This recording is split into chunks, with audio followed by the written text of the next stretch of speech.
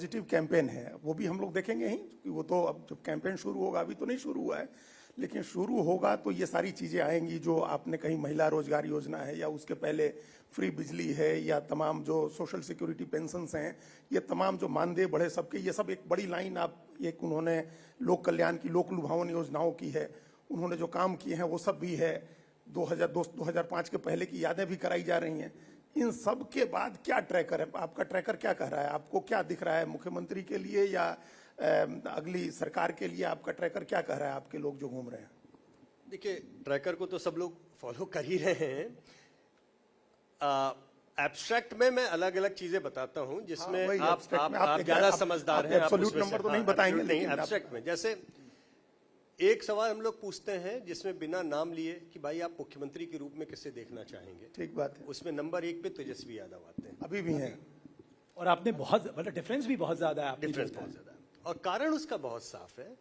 अब इसको क्या है, लोग नीचे का वो जिसे कहते हैं एस्ट्रिक्स लगा करके फाइन प्रिंट नहीं पढ़ना चाहते, वो केवल ब्रॉड नंबर देख के चलना चाहते हैं।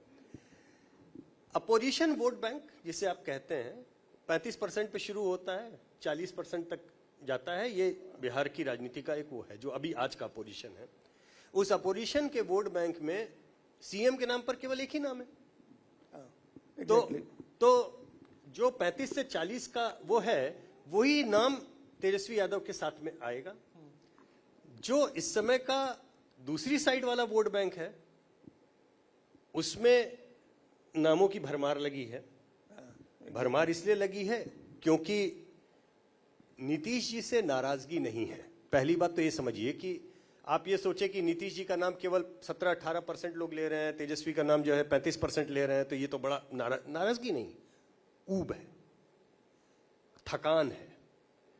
ऊब, थकान और नाराजगी में बहुत जमीन आसमान का अंतर होता है। तो ये तो उनके पक्ष में जाता है। ये इसलिए क्योंकि जब इसमें हम नामों में हम केवल 2 नाम के ऊपर आते हैं, जिसे हम लोग जब अमेरिका में सर्वे करते हैं तो वहां 2 हॉर्स रेस कहा जाता है, कोई दिक्कत नहीं होती ना, एक डेमोक्रेट एक रिपब्लिक, एक नाम दो प्रेसिडेंशियल फॉर्म में, तो वो नाम हम भी करते हैं, हालांकि हमारा प्रेसिडेंशियल नहीं है फॉर्मेट।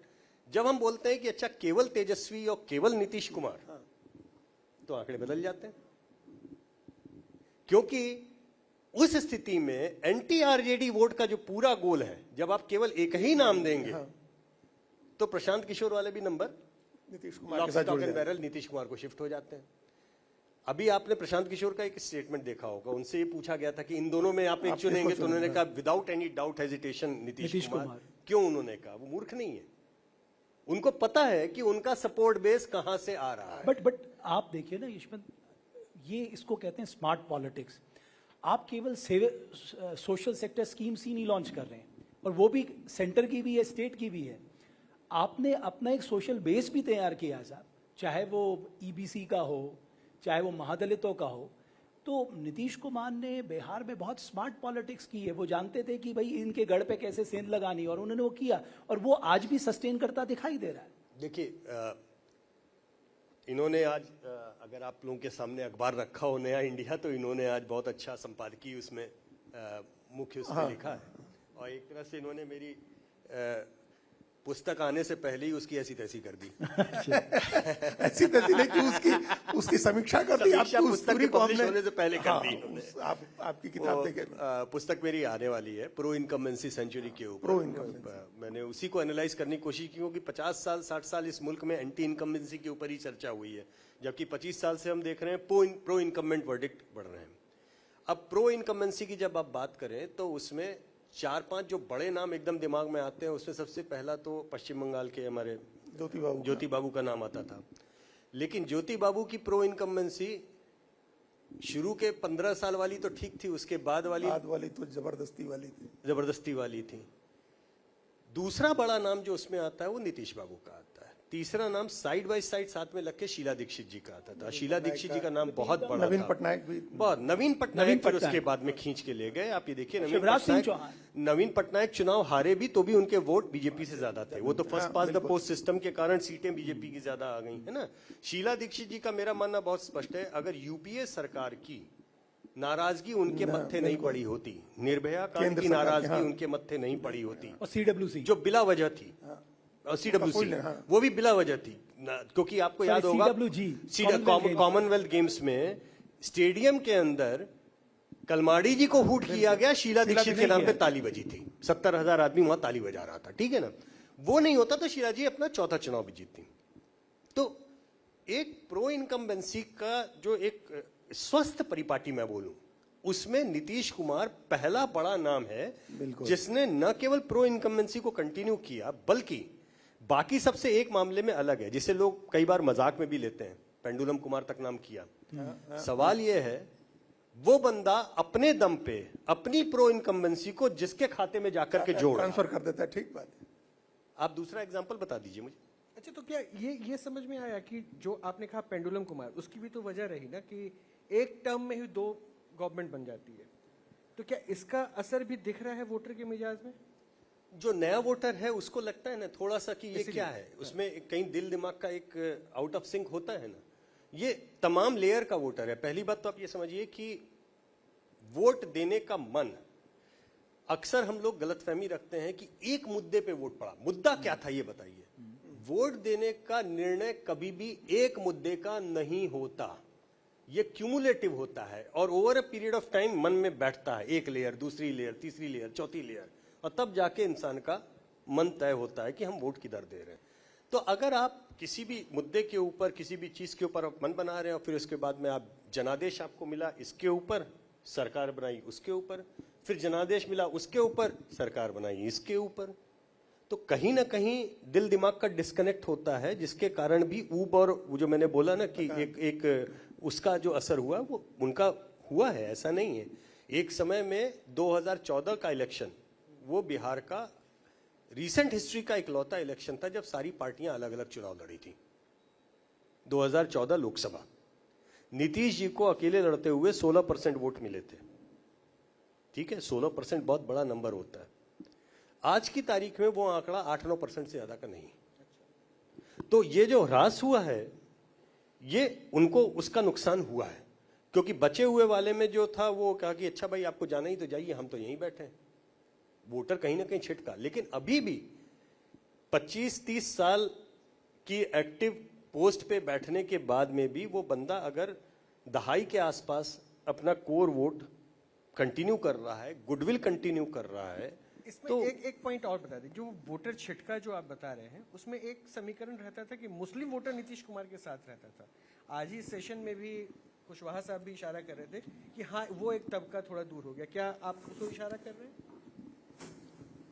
मेरे ख्याल से जो पसमंदा मुस्लिम और उसकी जो चर्चा हुई है वो सत्य है, लेकिन थोड़ा सा ओवर एस्टिमेटेड है, ठीक है।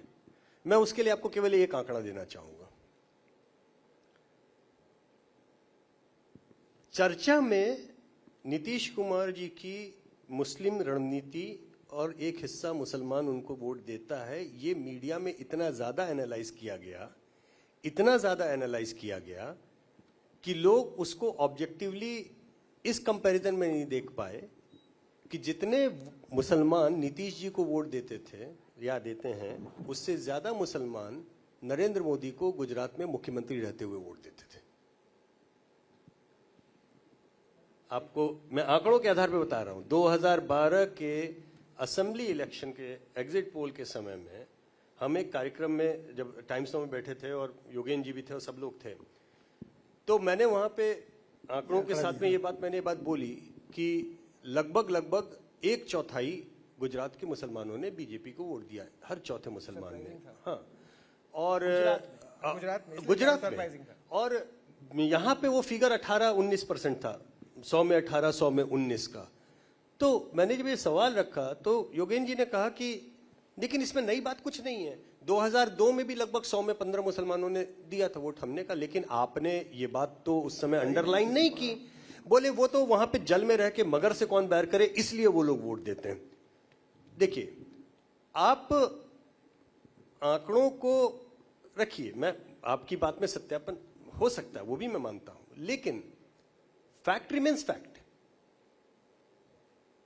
जो कारण मीमांसा आप निकालना चाहें निकालें, लेकिन बिहार में पसवंदा मुसलमान नीतीश जी के कारण एनडीए को वोट देता है, ये बात ओवर एनालाइज की गई है। बट सर 5% है, मैं ये आंकड़ा देख रहा था 2020 का, ये CSDS लोकनीति का है, 76% महागठबंधन, 5% एनडीए, क्योंकि ये अपने असदुद्दीन ओवैसी साहब भी आए थे सीमांचल में, उन्होंने खूब खींचा, वोट लिए। उन्होंने खींचा, एग्जैक्टली। तो ये नीतीश जी की अपनी छवि के कारण कुछ मुसलमान उनको वोट दें, इट इज फाइन, ये फैक्ट है, इसमें कोई वो नहीं। लेकिन नीतीश जी उनके कारण जीते, या नीतीश जी का वो 15-16% वाला फिगर 8-9% रह गया है, वो इसलिए क्योंकि पसवंदा मुसलमान भाग गया, ये बात नहीं है।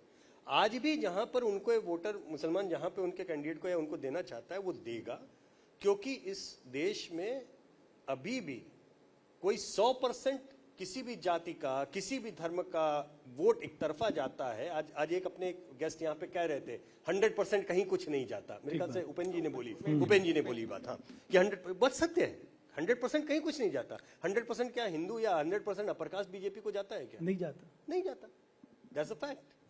लेकिन कास्ट रिप्रेजेंटेटिव नेता भी तो सबसे ज्यादा मुझे लगता है बिहार में ही आगे, कई ऐसे पार्टीज ही वही रिप्रेजेंटेशन दे रही है। 50-55% का ये है बस। हाँ है। लेकिन बिहार के मामले में एक बात और बोले आप, अगेन मैं स्वयं उत्तर प्रदेश से, पूर्वी उत्तर प्रदेश से आता हूं, और कई बार मुझे मंचों पे और सब जगहों पे जाते समय ऐसा एहसास होता है कि हमारे पूर्विया लोगों को, हम लोगों को ज्यादा ही सुनाया जाता है जातिगत वोटिंग बिहेवियर के लिए, जिन्हें आप बहुत अगले राज्य मानते हैं, दक्षिण के, पश्चिम के, वहां पे यहां से ज्यादा जातिगत राजनीति। कर्नाटक में लिंगायत समुदाय सबसे पहले, कर्नाटक में वो का लिंगायत है। तमिलनाडु में तो 2 दर्जन पार्टियां केवल और केवल जातियों की हैं। बिल्कुल 2 दर्जन न्यूज चैनल भी हैं जातियों के, पार्टियों के चल रहे हैं चैनल, मतलब ठीक है ना, मतलब उससे ज्यादा तो आपको ये ठीक है कि वहां की राजनीति पे 2 फ्रंट बना करके वो अलाइन हो जाते हैं। तो डीएमके एडीएमके फ्रंट के कारण आपको उसकी व्यापकता का एहसास नहीं होता। अन्यथा बिहार से ज्यादा जातिगत राजनीति दक्षिण के राज्यों में होती है, लेकिन उनको प्रोग्रेसिव राजनीति का दर्जा दिया जाता है। क्यों भाई? आप करो तो हम करें तो पाप, ये तो गलत बात है ना। दूसरी चीज, मैं आपको पता है मैं अमेरिका, इंग्लैंड, दक्षिण अफ्रीका सब जगह पे चुनावी सर्वे का काम करता हूं, और पश्चिम में जब भी मैं जाता हूं वहां पे आप जब CNN में अमेरिकी राजनीति के चर्चा, डेमोग्राफी की चर्चा होती है कि अश्वेत ने ये वोट दिया, श्वेत ने ये दिया, एशियंस ने ये दिया, कॉलेज गोइंग इन्होंने ये दिया, भाई आप क्या कम्युनिटी की चर्चा करते हो ना, आप आर्थिक कम्युनिटीज की बात करते हो ना। वहां के सामाजिक ताने बाने में उसे कम्युनिटी कहा जाता है, हमारे सामाजिक ताने बाने में उसे कास्ट कहा जाता है। तो इसमें जो हमारे सामाजिक ताने बाने का इतना अहम हिस्सा है, मैं उसमें अस्पृश्यता, किसी का अधिकार छीन लेना, मैं उसको खराब मानता हूं।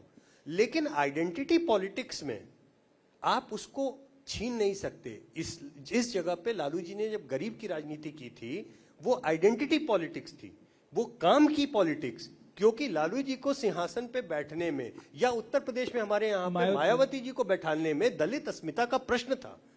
उनको बराबरी का अधिकार लगता था कि बहन जी बनी मतलब हम बने। तो आप उस आइडेंटिटी पॉलिटिक्स को हे दृष्टि से नहीं देख सकते। अगर आप देख रहे हैं तो कुछ आपकी दिमागी खराबी है।